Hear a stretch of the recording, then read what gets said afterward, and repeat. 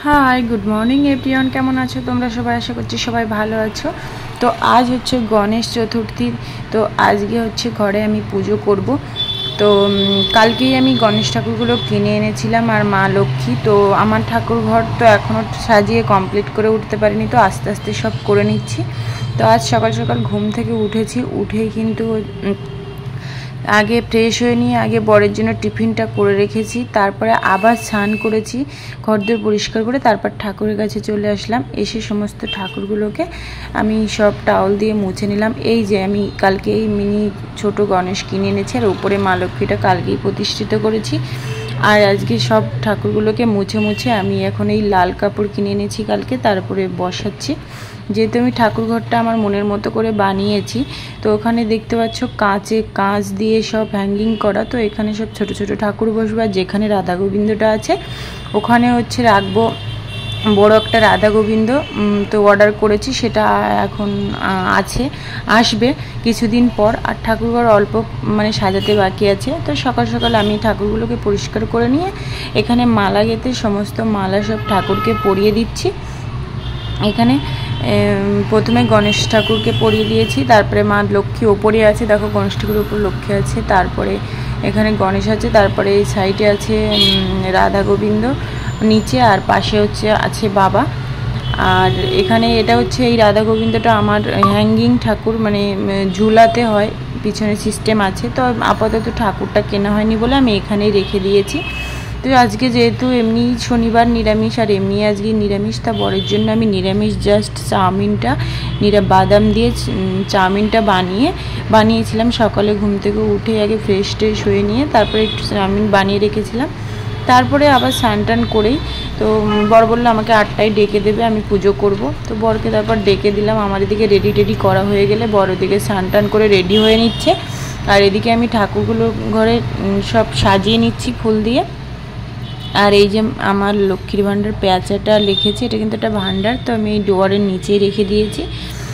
আর আমার ঠাকুরঘরটা কেমন লাগছে তোমরা অবশ্যই আমাকে জানিও। আমার ঠাকুরঘরটা তো আমার ভীষণ পছন্দের। একটু সাজানো বাকি আছে, অল্প অল্প করেই হচ্ছে। তো সব ঠাকুরকার এখানে উপরে যে ঠাকুরকে আমি মালা পড়েছি সেটা হচ্ছে আদিযোগী আছে। তারপরে আমাদের দেয়ালে একটা এরকম হ্যাঙ্গিংয়ের মানে আছে কি বলে গণেশ ঠাকুর, সেটাও মালা দিয়ে নিয়েছি।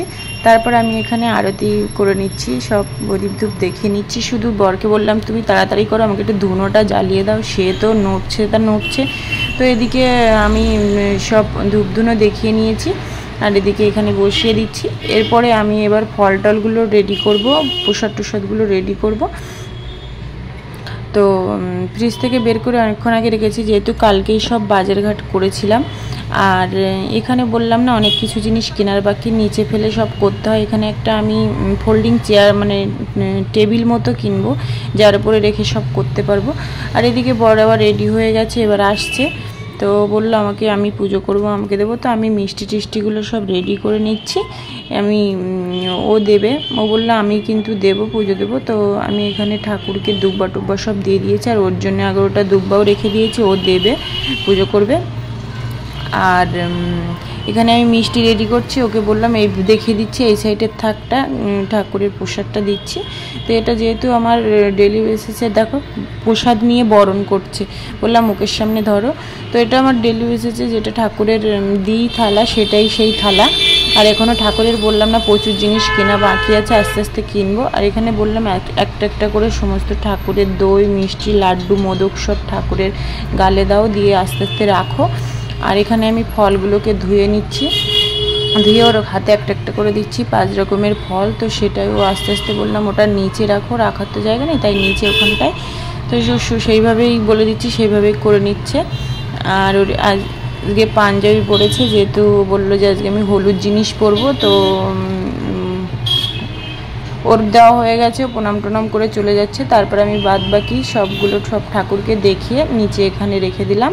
আর এদিকে যাচ্ছি আমার এই দেয়ালে, বললাম না দেয়ালের গায়ে আমার গণেশ ঠাকুর আছে, সেটাই। তারপরে এখানে আমি ধুনোটা রেডি করছি। দেখো ধুনোটা কিন্তু তখন করতে পাইনি, টাইম পাইনি, আর অনেকটা ধোঁয়া হয় বলে ধোঁয়াটা বর নিতে পারে না বলে তখন আর করতে পারলাম না। তো তাই জন্য পরে করলাম। বর ওদিকে বেরিয়ে গেছে, আর এরপরে আমি এখানে ঠাকুরের এখানে আস্তে আস্তে টুকটুক করে সব গুছিয়ে নিচ্ছি। আমার ঠাকুরঘরটা কত সুন্দর লাগছে না। আর দেখতে পাচ্ছি এটা কিন্তু চেপে আছে, রাধা গোবিন্দের ওই যে চেপে আছে ওইখানটায় পিছনের লাইটে, সেই জন্য ওপরটা একটু অফ হয়ে গেছে। যখন দাঁড়িয়ে থাকবে, মানে রাধা গোবিন্দ তো অর্ডার দিয়েছি, দাঁড়িয়ে থাকবে তখন কিন্তু এই লাইটটা পুরোপুরি সব জ্বলে যাবে। আর এখন একটু সাজানো বাকি আছে। তো দেখো এখানে কিন্তু ঠাকুরকে আমি সুন্দর করে কিন্তু সাজিয়ে দিয়েছি। আর আমার পুজো মানে মন্ত্রতন্ত্র জপ করা হয়ে গেছে, পড়া হয়ে গেছে। তারপর আমি এখানে বসে, আর মা লক্ষ্মীটা দেখো কত কিউট দেখতে আমার মা লক্ষ্মীটা। তো দেখো কি সুন্দর লাগছে, তাই না? তো দুজনেই খুব সুন্দর কিউট। আর এখানে আসবে এখন রাধা গোবিন্দ, তখন দেখাবো।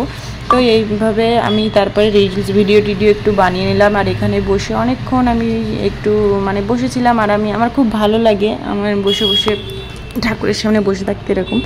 তো এইভাবে আমি এখানে তোমাদের এবার একটু এরকম করে দেখাচ্ছি। একটু ভিডিও করেছিলাম, রিলস ভিডিও ঠাকুরের গানে করে এখানে অনেকক্ষণ বসেছিলাম, বসে ঠাকুরের কাছ সাথে গল্প করছিলাম। আর বর তো অলরেডি চলে গেছে, বেরিয়ে গেছে। গল্প করে তারপরে একটু খিদে পাচ্ছিল বলে টাপারটা আস্তে আস্তে সব বন্ধ করে দিয়েছি। যে কিছুক্ষণ পরে ঠাকুরের একটু প্রসাদ তুলে নিলাম, নিয়ে তারপরে ঠাকুর ঘরটা লক করে দিলাম। দিয়ে তারপরে আমি একটু তোমাদেরকে ভাবলাম একটু ভিডিও করে দেখাই পুরো ঠাকুর ঘরটা আর কীরকম সাজিয়েছি। অল্প এখনও বাকি আছে। তো দেখো এটি আমার ঠাকুর ঘর, এখনও এখানে ঘন্টা ঝুলানো বাকি আছে।